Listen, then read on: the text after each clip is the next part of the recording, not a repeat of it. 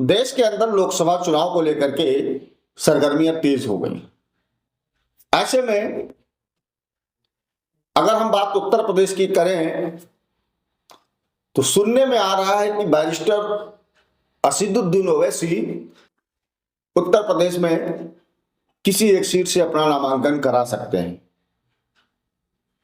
और यदि बैरिस्टर असदुद्दीन ओवैसी उत्तर प्रदेश में आए तो आप समझिए कि हालात क्या होंगे।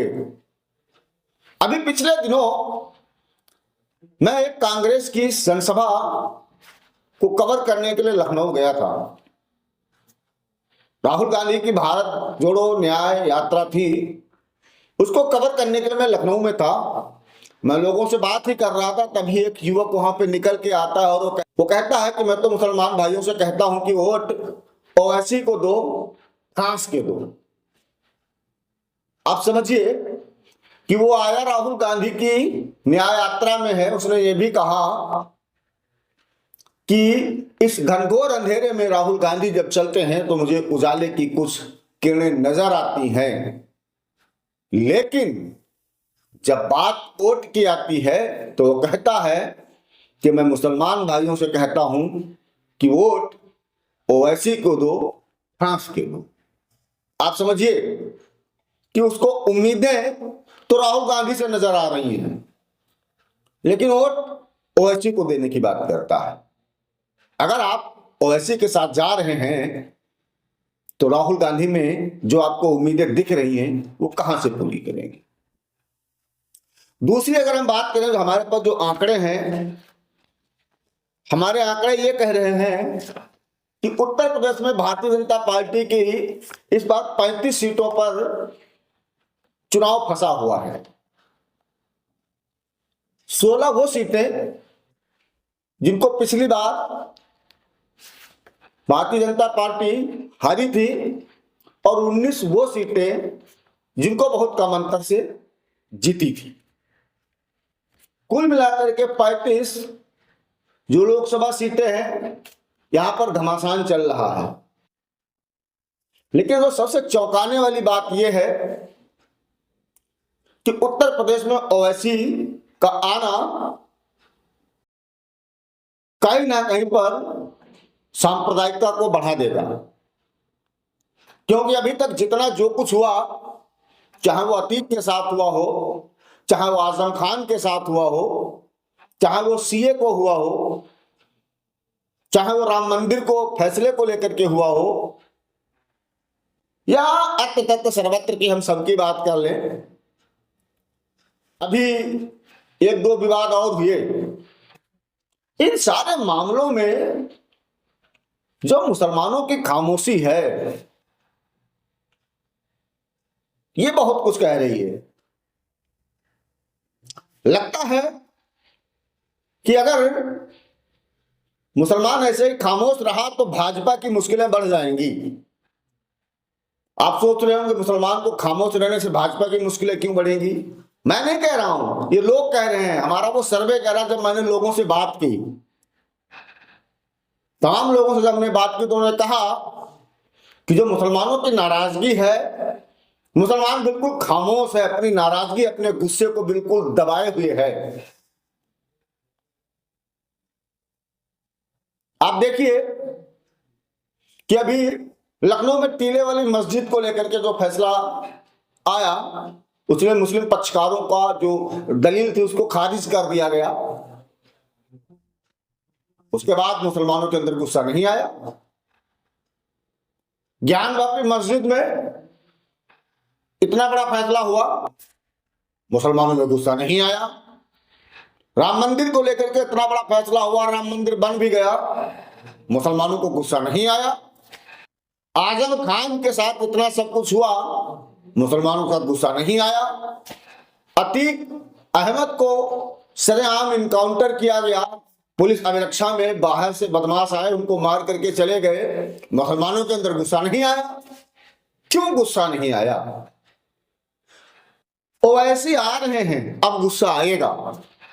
और वैसी जैसे ही उत्तर प्रदेश में आएंगे, आप देखना कि सामाजिक सौहार्द बिगड़ जाएगा। ऑफ कैमरा तो लोग ओवैसी को भाजपा का एजेंट बताते हैं। मुझसे लोगों ने कहा कि उत्तर प्रदेश का मुसलमान बिल्कुल खामोश है, वो कुछ बोल नहीं रहा है, सरकार को यह बात नागवारा गुजर रही है और इसीलिए ओवैसी उत्तर प्रदेश में आ रहे हैं। तो अगर ओवैसी उत्तर प्रदेश में आए तो निश्चित ने सुनिश्चित मान ले कि माहौल बिगड़ेगा, हिंदू मुस्लिम होगा, ध्रुवीकरण होगा और वही होगा जो होना चाहिए था। लेकिन मैं फिर आपसे कहता हूं कि ये देश आपका है, समाज आपका है, यहां पे रहने वाले लोग आपके हैं। हालात कैसे भी आए, अपने हाथों में ना तो कभी आप ईंट उठाइएगा ना तो पत्थर उठाइएगा, क्योंकि आपका जब पत्थर चलेगा, आपकी जब गोली चलेगी तो उसको ये नहीं पता होता है कि सामने वाला हिंदू है या मुसलमान है, उसके निशाने पे जो आता है वो उसको चोटिल कर देता है। ये वही नेता हैं जो पीडीए के समर्थक थे और अभी जो 2022 में विधानसभा चुनाव हुआ तो भारतीय जनता पार्टी के खिलाफ इनको जनता ने चुना था कि आप सदन में जाएंगे और हमारी आवाज बनकर गूंजेंगे और सरकार के खिलाफ हमारे पर हो रहे अत्याचार, हमारे ऊपर बढ़ रही महंगाई, भ्रष्टाचार और तमाम तरह की वो विसंगतियां हैं जिनको लेकर के आप सदन में हमारी आवाज बनेंगे। और इसीलिए जनता जनार्दन ने उनको चुन करके सदन में भेजा था। अब समझिए कि जिनको जनता ने अपनी उम्मीदों पर खरा उतरने के लिए सदन में भेजा था, महज कुछ सालों में उन्होंने अपने घुटने टेक दिए सरकार के आगे और कहा कि त्राहिमाम शरणागतम ओम रक्षकम चामुंडे, हे देव हमारी रक्षा करो, हम आपकी शरण में आ गए हैं। अब तक हमने जितना भी आपके खिलाफ बोला, जितना भी बरगलाया लोगों को, उन सबको माफ करते हुए हमें अपनी शरण में ले लीजिए। सोचिए कि बूथ स्तर से लेकर के कार्यकर्ता और विधानसभा अध्यक्ष एड़ी चोटी का जोड़ लगाते हैं। पन्ना प्रमुख से लेकर के मंडल अध्यक्ष, कमंडल अध्यक्ष, तहसील प्रभारी, फलाने प्रभारी, ढिमाके प्रभारी, ये सारे लोग एड़ी चोटी का जोड़ लगाते हैं और आपकी भावनाओं को पर रखकर ये नेता इधर से उधर से ले जाते हैं। सारे कानून आपके लिए बनाए जाते हैं, आम आदमी के लिए। क्या आपको लगता नहीं है कि नेताओं के लिए भी कोई कानून बनना चाहिए? मैं नहीं कहता हूं ये समाजवादी पार्टी के हैं, बसपा के हैं, ये कांग्रेस के हैं, ये भाजपा के हैं, ये रालोद के हैं, कहीं से भी हो, आयन के प्रकार हमें क्या फर्क पड़ता है नेताओं से। लेकिन जो बात समझने वाली है वो ये है कि सारे कानून और नियम क्या आम आदमी पर ही लागू होंगे? चुनाव आ रहा है, आप भी तैयार रहिए। मिलते हैं किसी नए मुद्दे के साथ, तब तक के लिए राम राम। आज ही पधारिए सौभाग्य ज्वेल्स, क्योंकि सौभाग्य देता है आपके पुराने सोने की सबसे बेहतरीन वैल्यू।